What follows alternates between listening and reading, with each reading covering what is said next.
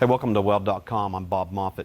Today I'm with Hamar Aguila with Weld Tube, and we're going to mock up a restricted type weld on some boiler type tubing. We're going to create a special situation here that we may have a really cool solution to. So stay tuned. This is going to be kind of fun and educational here. You're going to watch this.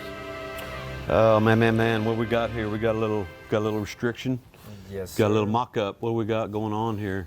Well, this is a basic boiler setup for a 6G test that you're going to take in the plants, or even where in the boilers in general. Okay. We got two tacks. We're using the 2-inch Schedule 40 pipe, very common.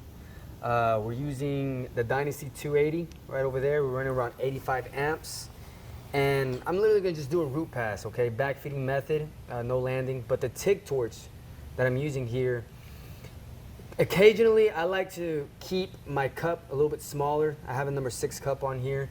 So if I'm gonna fit in the inside, I got my filler wire here. Okay, I'm using the ER70S6 332. You could use a 1/8. We have a 532 gap in here. If I'm gonna fit inside, okay, I'm gonna backfeed. I wanna be able to look inside the gap at all times.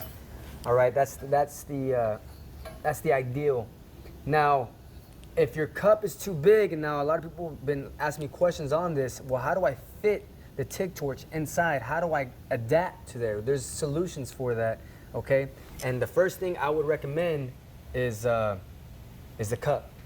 Put in a smaller cup on it. Go in a smaller diameter cup, like a number 4. Cup.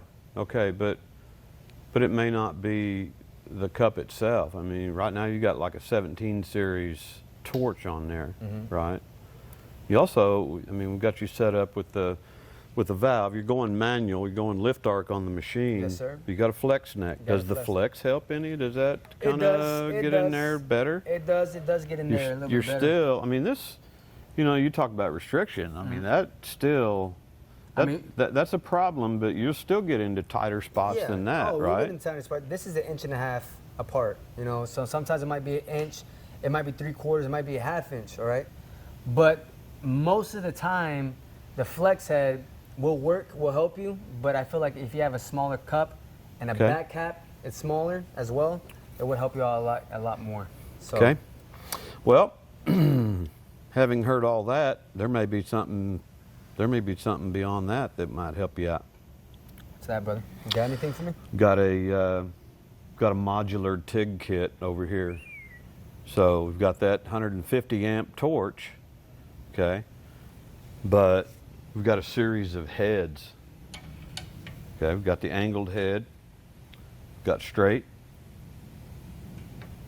How about this little puppy right here? No, how about a 24 series? No, that's what I'm talking about. So, you know, here we got a 150 amp torch. Can you put this series of torch onto that torch body? Can you put this torch head onto that? Well, the answer is, you know, normally it's a special order, and now you're waiting on parts. We're not waiting. Okay, all I'm going to do is unthread this. You're still going to have the flex neck capability. You're still going to have the valve. Okay. You're still going to have 3/32 tungsten, same grind. Sweet. But I'm just going to thread this little rascal on here and set you up with some clearance. Notice we don't have a back cap anymore. No back cap, so that makes it even better. It's all in the kit. It's all in the kit. This kit it's capable of doing like 20 different configurations. Okay, so now, what do you think about getting that in there? I mean, look at here. We can do the whole thing in there. You should be able to get back well past center. I don't know. Sure. Try that out. You still got your valve. You got flex if you need it. Sweet. But now you've got this clearance. You still got a 150 amp torch. Oh, that's beautiful, brother. And you're only, I mean, we're running 85 amps. We got feathered edge. So, you know, we've got sufficient gap. So you should be good to go. I think I should be good to go, brother. Especially with something like this. That'll definitely work out. It's quick, man. Whether it be 1.5 inches or 1 inch It's quick. gap. It's a quick solution. No longer are we waiting on parts. You know, we're not waiting to call supplier. Hey, I need this. You know, I need a smaller back cap. I need a smaller cup. And just change the heads out.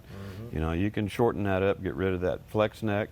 There's so many options. Like I said, this kit, You can do 20 different things with it. So bang, bang, bang. It's quick. Comes in a cool attaché case. Huh? Yeah, brother. This would be pretty awesome. Bring that on the job site. Yeah, exactly. Bring Take that it on the with you. job site. They look like you think you're going to be playing poker or something. Look like you got Exactly. poker chips in it. No, no, no. That's your TIG rig. There you go. There it is. There you go. And then, like I said, a lot of the times, people, when they're in that certain situation and the TIG torch is too big, they're thinking to themselves, "Man, I wish I had a smaller TIG Yeah. torch. I wish." Why wish when you can have it with you? You're forced to go with long stick out. You long get in stick these weird out. places. You're pulling instead of Let's try this and Let's see try what it out, man. Let's see what it works does. out for you. Let's do it.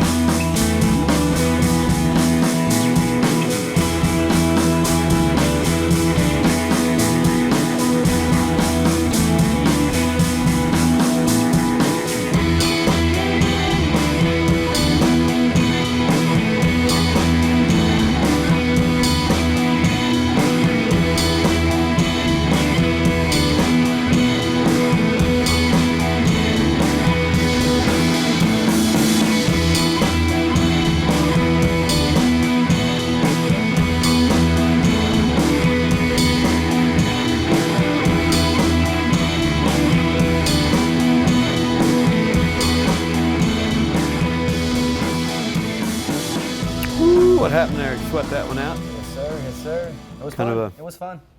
Definitely really fun. We had a little hiccup there. We changed down. We started out, we had this originally on there, and we thought, a little big. So we were going to experiment, and that's sharp. We went down to the small head, still left the flex on there. Yep. That flex helped out a You lot. know, but Helped out by a lot. running such a small head and a small cup, what happened? We had a little, Little hiccup, little we flow. had a little rush flow. of gas there, and it took us a little bit to tone that back down. We ended up dropping our CFH back quite a bit. Left the amperage alone, but still, we kind of had to overcome that problem there. But still, the whole point is, hey, we switched this thing out quick. You were able to reach in on the backside. I did the old backside left hand over here. It worked out all right. Yes, sir. And,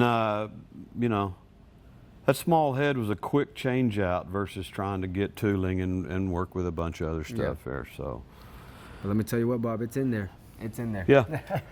That's Yep. all that matters. Right or left hand. It's good to use both hands when it comes to this. So, Again, this is something got to get some hood time, got to get comfortable, got to practice up. Exactly. There's a lot of viewers that probably say, that's nothing. Yeah. That, you know, we scrunch that down, getting into some tight spots, Right. long stick out. So again, sharing that knowledge and working on solutions and stuff. What do you think? I like it, brother. I like it. Subscribe to WeldTube, subscribe to weld.com. Check us out on Facebook and Instagram. Hamar? You can follow us on Snapchat at Weldon Academy. You can follow us on Instagram at Weldon Academy and at SC Weldon Academy. And you can follow my personal Instagram at Hamar_Gilo. I appreciate y'all. Remember, guys, burn, learn, and eventually y'all gonna earn. Practice too. You can't get it wrong. Yeah, can't there get it you wrong. go. All right. Thanks for Appreciate watching. you.